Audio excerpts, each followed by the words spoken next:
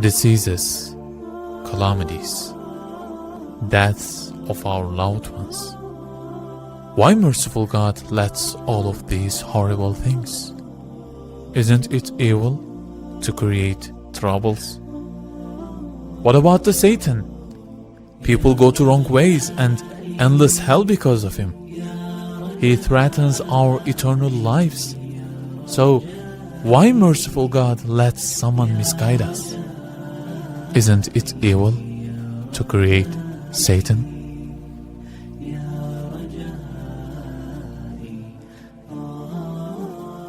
Bediüzzaman says, the creation of evil is not evil. Choosing the evil is evil. For example, can you say that it's evil to produce knife? You can't say that, right? If you cut an apple with it, it becomes good. And this is the intention of the producer. But if you cut someone and kill him, then it becomes evil. But killing someone with knife is not the intention of the producer. So the knife producer is not responsible for that murder. You choose to kill someone. So evil is not about the producer or creator. It's about user choice.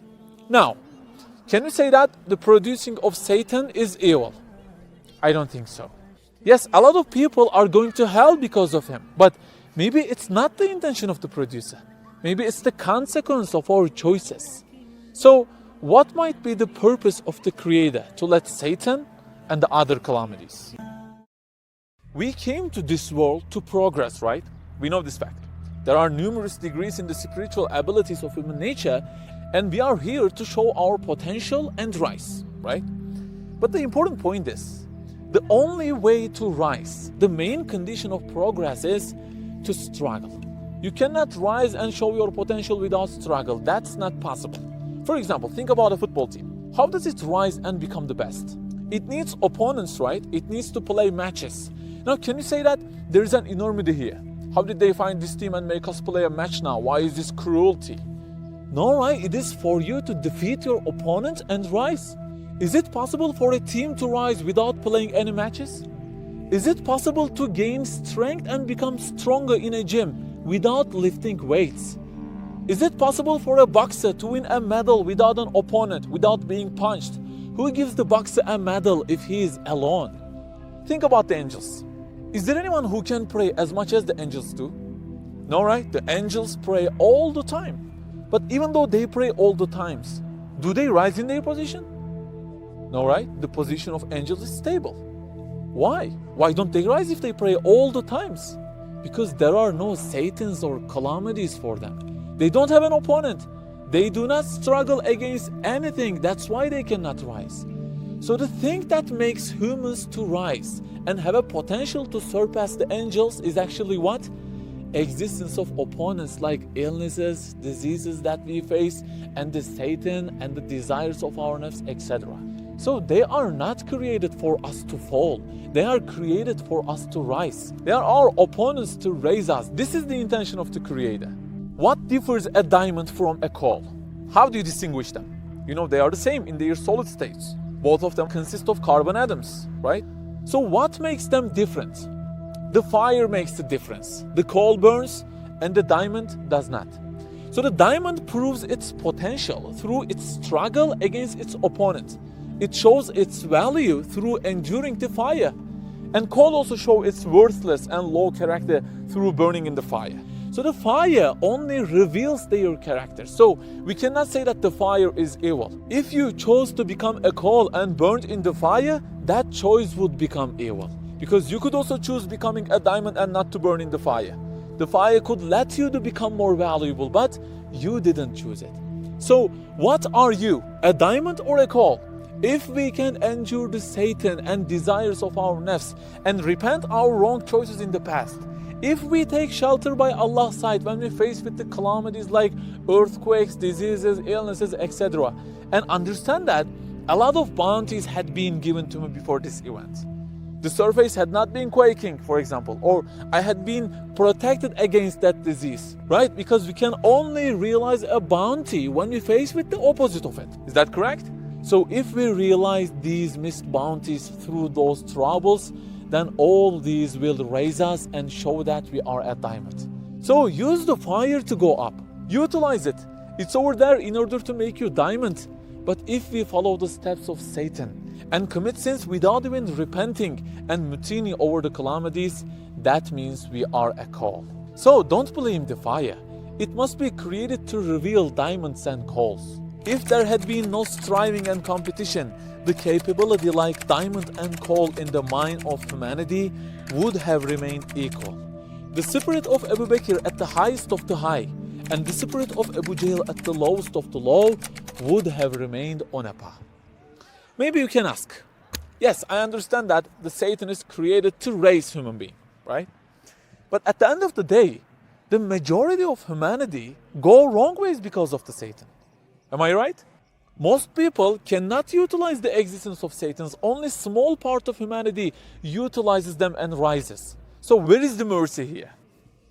Guys, value is not about the quantity. It's about the quality. Quantity has no importance compared to quality. The true majority looks to quality. For example, imagine that I got 100 seeds. If I don't plant them in the soil and water and subject them to struggle for life, they remain 100 seeds worth virtually nothing, right? But if I plant and water them and subject them to struggle for life, and 80 of them rot and only 20 of them become fruit-bearing trees, can you say that planting and watering them was evil because most of them rotted?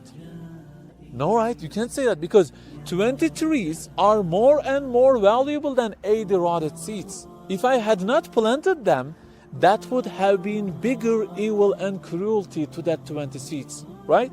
So it's not about the quantity. Yes, through striving and fighting against Satan's, mankind lost numerous worthless people like Abu Jahl, but gained less but more valuable people like Abu Bakr. So the important thing is, what are we gonna do? Become a tree or rot in the soil of this world?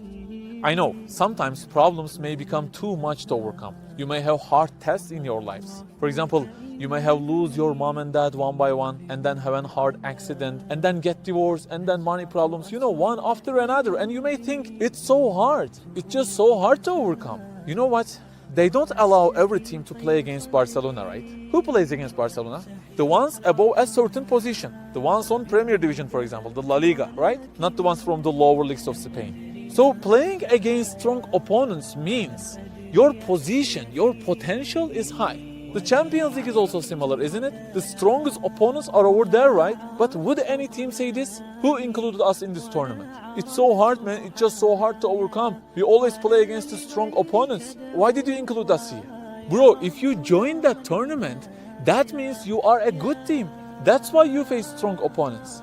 So the ones that were given hard tests, many calamities, illnesses, etc., are like the teams on the Champions League in this live football. The one who knows this fact does not become unhappy. Who faces the most difficult problems? Tell me. The prophets, right? Starting with our prophet, all the prophets, the religious people. There has been no prophet or a religious person who had a life without illnesses, without problems. No, they all had most and hardest problems. Why? Because they are in the Champions League. Their opponents are strong, but the strong opponents make them highest ones. So can any suffering or illness become a problem for someone who knows this fact? Think that as a match, beat and go on, endure and go on, take shelter by Allah's side and go on. So we live in a hard time, don't we? Especially for us, the youth. Sometimes I'm thinking, oh my Lord, why do you let all of these sins and immorality that attack us? Nudities, filthy things of internet, TVs, environment. This is Akhir Zaman, right? Why do you let all of these happen? And then I remember this fact. These are the hard matches of this time.